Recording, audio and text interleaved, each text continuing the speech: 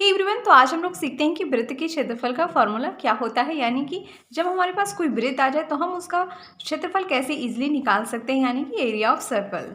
इसके लिए हमें जस्ट किसी भी साइज का एक सर्कल ले लेना है और उस सर्कल को क्या करना है कि बराबर भाग में पहले तो फोल्ड कर देना है, आधे आधे भाग में फोल्ड करना है। और जितना ज़्यादा हम लोग सेंटर पे उसको फोल्ड कर सकते हैं, जैसे कि अभी तो इसको बराबर किया, अब इसको फिर बराबर कर देंगे। अब इस आधे को भी बराबर करना है हमें, और जितना भी ज़्यादा हम कर सकते हैं उतना ज़्यादा हमें कर देना है।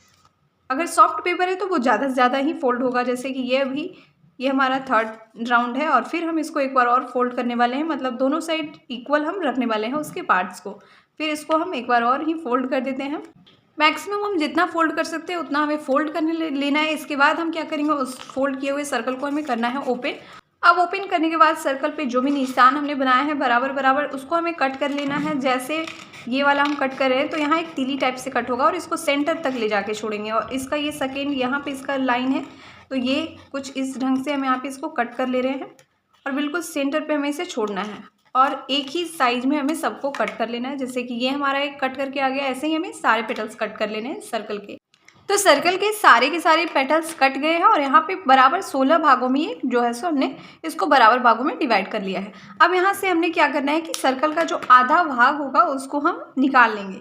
जैसे कि हम यहाँ से अगर इसको निकालते हैं, यहाँ से सर्कल के आधे भाग हो गए, आधा भाग सर्कल का हमारा ऊपर है। अब यहाँ हमने क्या करना है कि सर्कल के जो भी पेटल्स हैं उसको हमें बस अरेंज करना है अच्छे कुछ इस तरीके से, जहाँ की आपको बीच में थोड़ी सी जिस प्रकार का पेटल्स है ना वैसे ही हमारा अपोजिट साइड में गैपिंग बनता है। तो इस तरह से हमें सारे के सारे पेटल्स को हमने अरेंज कर लेना है। आधे के आधे पेटल्स को एक और अरेंज करेंगे। तो इस तरह से आधा सर्कल का आधा पेटल्स अरेंज हो गया है। अब हमारे पास जो आधा सर्कल बचा है उसके पेटल्स को भी हम अरेंज करेंगे और इस बार हम अपोजिट साइड से करने वाले हैं, मतलब कि कुछ इस तरीके से इसको हमने बीच में बस डालते जाना है। सारे पेटल्स को अरेंज कर लेने के बाद आपको यहाँ पे मिलने वाला है एक सॉलिड शेप। अब देख के बताना है आपको कि ये सॉलिड शेप आपको किस प्रकार की दिख रही है। तो क्या ये आपको एक आयत जैसी दिख रही है या फिर क्या ये आपको एक समांतर चतुर्भुज जैसी दिख रही है? तो हाँ, ये एक आयत या समांतर चतुर्भुज जैसी ही आपको एक सॉलिड शेप फाइंड होगी। अब यहाँ पे जो सॉलिड शेप है, ये आधा सर्कल का इधर भाग हमने लगाया है, इधर हमने आधा सर्कल के भाग को लगाया है। तो सर्कल की जो परिधि होती है, सर्कमफ्रेंस जो होती है, वो क्या होती है? 2πr होती है। अब अगर हम इसको दो भागों में बांट दें, आधे सर्कल को दे दें आधा और आधे सर्कल को आधा दे दें, तो ये कितना हो जाएगा? Only πr। इसका मतलब है कि इस ओर हमारा कितना है तो πr है, और सेम अपोजिट इस ओर भी कितना है तो πr ही है। अब ये जो हर एक पेटल्स था, तो एक सर्कल का जो पेटल्स था ये वाला, तो ये हमारा क्या था? रेडियस था। अब रेडियस को किससे इंडिकेट करते हैं? तो r से इंडिकेट करते हैं। तो इस साइड की जितनी भी सारी वैल्यू है वो क्या हो जाएगी? r हो जाएगी। अब क्योंकि ये आपको एक रेक्टेंगल जैसा दिख रहा है, आयत ही है ये, तो इसका आयत का क्षेत्रफल, रेक्टेंगल का क्षेत्रफल क्या होता है, बस उसी पे हमने इसे कर देना है। और हम इसका नाम दे देते हैं हर एक कॉर्नर पे वर्टेक्स का नाम देके ABCD। तो ये जो हमारा आयत बन गया ABCD है। तो वृत्त का क्षेत्रफल क्या है? ABCD का क्षेत्रफल, यानी कि आयत का क्षेत्रफल, इस आयत का क्षेत्रफल। अब आयत का क्षेत्रफल होता क्या है? तो L क्रॉस B होता है।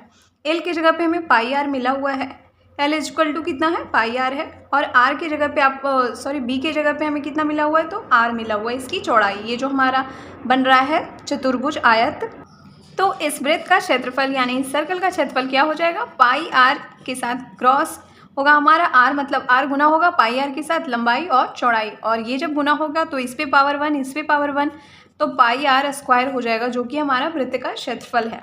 तो कुछ इसी मेथड का यूज करके हमें प्राप्त होता है area of circle πr square. छोटा सा एग्जांपल देखते हैं। जैसे कि ये हमारा कोई सर्कल है जिसका कि r दिया हुआ है कितना, तो r इक्वल टू 7 सेंटीमीटर दी हुई है, यानी कि रेडियस। तो फिर इसका हमें एरिया निकालना है। तो एरिया का फॉर्मूला यहीं पे है πr स्क्वायर। तो 22/7 करेंगे, r की जगह पे हम 7 लिखेंगे और इसका स्क्वायर यानी कि 2 टाइम्स ही मल्टीप्लाई हो रहा है। तो 7 से 7 यहाँ पे कटने वाला है, तो ये क्या आ गया? 154 सेंटीमीटर स्क्वायर, यानी कि क्षेत्रफल तो हमेशा ही स्क्वायर में होता है। तो ये इसका आंसर। वन मोर एग्जाम्पल देखते हैं इसके ऊपर। तो ये हमारा कोई एक सर्कल है। अब इसकी हमें एरिया फाइंड करनी है, जहाँ की ये दो आंखें जो हैं इसकी, ये बिल्कुल ब्लैंक है और यहाँ पे मुंह भी इसका ब्लैंक है। तो इसका क्षेत्रफल एरिया क्या हो जाएगा? तो सबसे पहले हमने क्या करना है, इसका पूरा का क्षेत्रफल निकालेंगे, वृत्त का जो टोटल भी क्षेत्रफल होगा।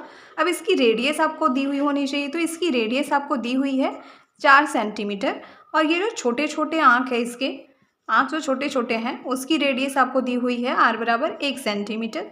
और यहाँ पे जो इसका चेहरा, मुंह जो है इसका, मुख जो है इसका, ये आपको वर्ग के शेप का है, यानी कि इसका साइड कुछ दिया हुआ होगा और ये इसका साइड है 1.5 सेंटीमीटर।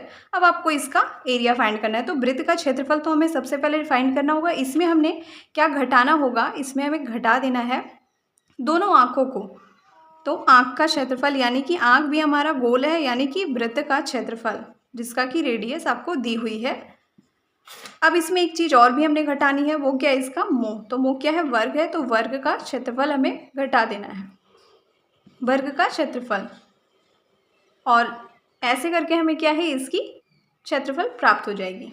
तो ये आपके लिए होमवर्क है, इसको आप जल्दी से करके कमेंट करना। थैंक्स फॉर वॉचिंग, मिलते हैं नेक्स्ट वीडियो में।